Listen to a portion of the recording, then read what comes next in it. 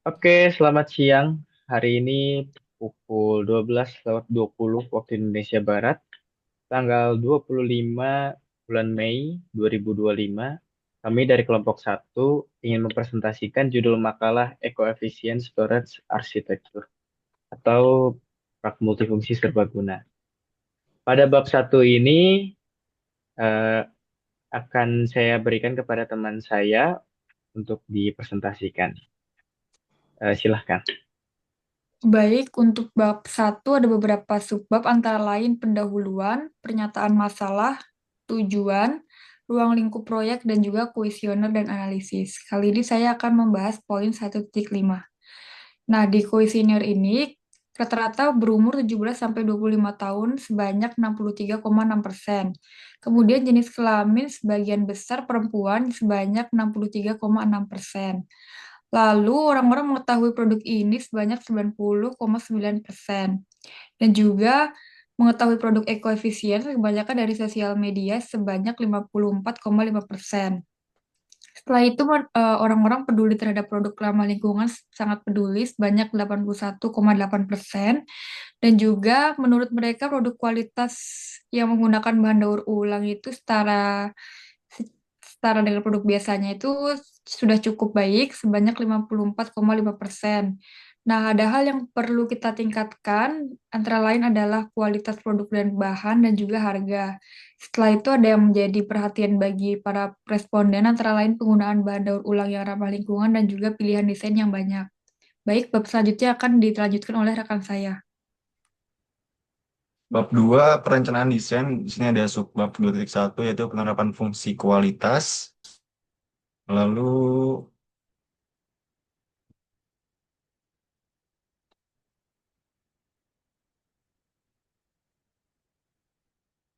eh, bab 2.2 yang analisis KFD-nya.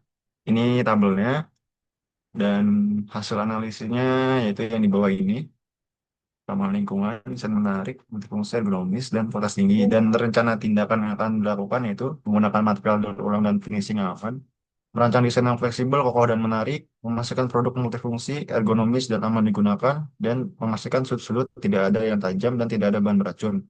Menjadikan kampanye pada pemasaran untuk menunjukkan kenyamanan bagi konsumen, memastikan produk yang siap pakai dan aman bagi konsumen. Lanjut ke bab 3 ya, pemilihan desain dan gambar teknis. Ini yang 3.1 dan 3.2. Ini tugas yang mandiri.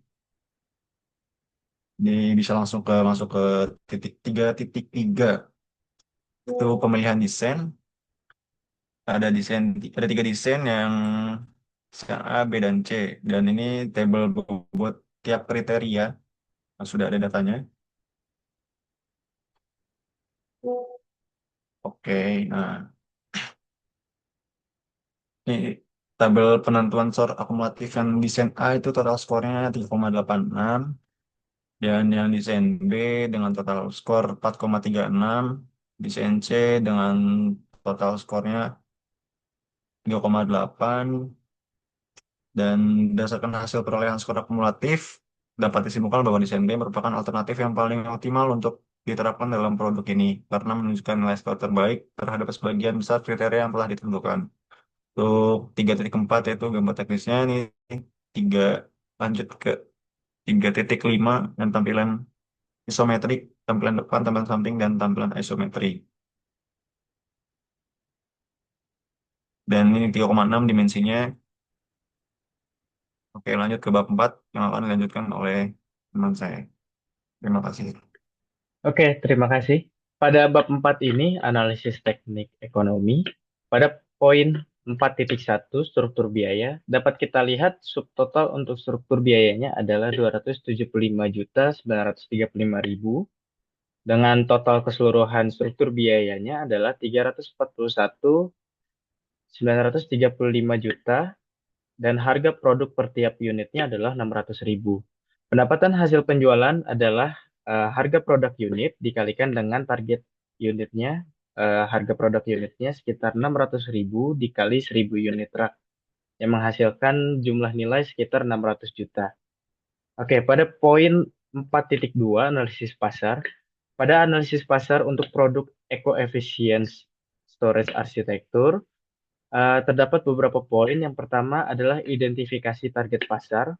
Pada demografinya, rata-rata usia adalah sekitar 17 sampai 35 tahun dan jenis kelamin antara perempuan dan laki-laki. Untuk pendapatan targetnya adalah untuk kalangan menengah ke bawah dan untuk lokasi adalah targetnya di kota besar dengan kesadaran lingkungan yang tinggi. Pada poin psikografi, gaya hidup yang menjadi target adalah konsumen yang peduli terhadap teknologi multifungsi serta ramah lingkungan, dengan nilai produk yang dapat didaur ulang serta produk yang dapat digunakan kembali. Pada poin kedua, tren pasar, ada beberapa hal yaitu peningkatan terhadap penggunaan produk berbahan daur ulang, serta produk daur ulang menjadi pembahasan utama pada sosial media. Lalu gerakan menuju gaya hidup yang lebih ramah lingkungan pada kelompok usia remaja. Pada poin ketiga, analisis kompetitor, pesaing utama pada brand A, mereka fokus pada rak berbahan kayu yang didaur ulang. Sedangkan pada brand B, mereka fokus pada rak berbahan full aluminium. Lalu kekuatan pada brand A, mereka memiliki reputasi yang baik serta pemasaran yang kuat. Sedangkan pada brand B menawarkan harga yang lebih murah. Lalu untuk kelemahan dari brand A, mereka memiliki harga yang lebih mahal. Sedangkan brand B mereka kurang terhadap pada kualitas produk. Pada poin keempat, permintaan dan penawaran. Pada faktor permintaan, mereka mencari jalan alternatif atas isu lingkungan, di mana salah satunya adalah banyaknya limbah kayu dan besi yang dapat didaur ulang. Pada faktor penawaran, ketersediaan bahan baku daur ulang semakin meningkat untuk mendukung produksi terhadap produk eco-efficient storage arsitektur. Pada poin kelima, segmentasi pasar, terdapat 3 target segmentasi pasar. Yang pertama adalah remaja, keluarga, serta kelas menengah ke bawah ataupun ke atas. Pada poin keenam, kesimpulan dan rekomendasi. Kesimpulannya adalah terdapat pasar yang besar dan berkembang untuk rak daur ulang di kalangan konsumen muda yang peduli terhadap lingkungan. Selain itu, harga yang relatif murah dapat dijangkau oleh kalangan manapun.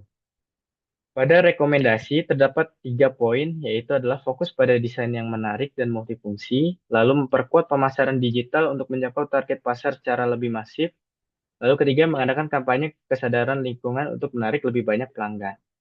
Oke, pada poin 4.3, keputusan ekonomi, ada 4 perhitungan keputusan ekonomi. Yang pertama adalah rate of return. Hasil yang kita dapat adalah sekitar 75,5%. Dan yang kedua, pada benefit cost ratio-nya adalah sekitar 1,75. Lalu pada hasil perhitungan break-even point-nya atau BEP adalah sekitar 565 unit. Lalu pada analisis payback-nya, kita mendapatkan hasil perhitungan sekitar 1,33 bulan atau sekitar 40 hari. Oke, pada bab 5 ini saya akan memberikan presentasinya kepada teman saya. Silahkan. Baik, terima kasih. Masuk ke bab 5 yaitu analisis teknis yang membahas terkait ergonomi, kemudian material, dan juga analisis struktur. Kita langsung masuk saja ke bab 6 pada kesimpulan. Eco-efficient storage arsitektur menjadi salah satu jawaban solusi inovatif dalam upaya mengurangi limbah kayu dan besi, serta mendukung akan gaya hidup lebih sehat. Dengan memanfaatkan bahan daur ulang, eco-efficient storage arsitektur tidak hanya mengurangi dampak lingkungan, tetapi juga mengedukasi masyarakat tentang pentingnya pengelolaan bahan-bahan yang dapat didaur ulang agar digunakan kembali secara baik. Implementasi eco-efficient storage arsitektur dapat membantu meningkatkan kesadaran akan perlunya beralih ke produk yang ramah lingkungan.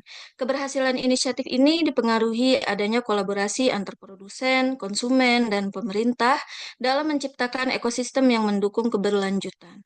Dengan terus mengkampanyekan akan adanya penggunaan produk dengan bahan daur ulang, kita dapat berkontribusi pada masa depan yang lebih hijau dan berkelanjutan. Sekian, terima kasih. Oke, terima kasih atas perhatiannya. Sekian dari kelompok kami.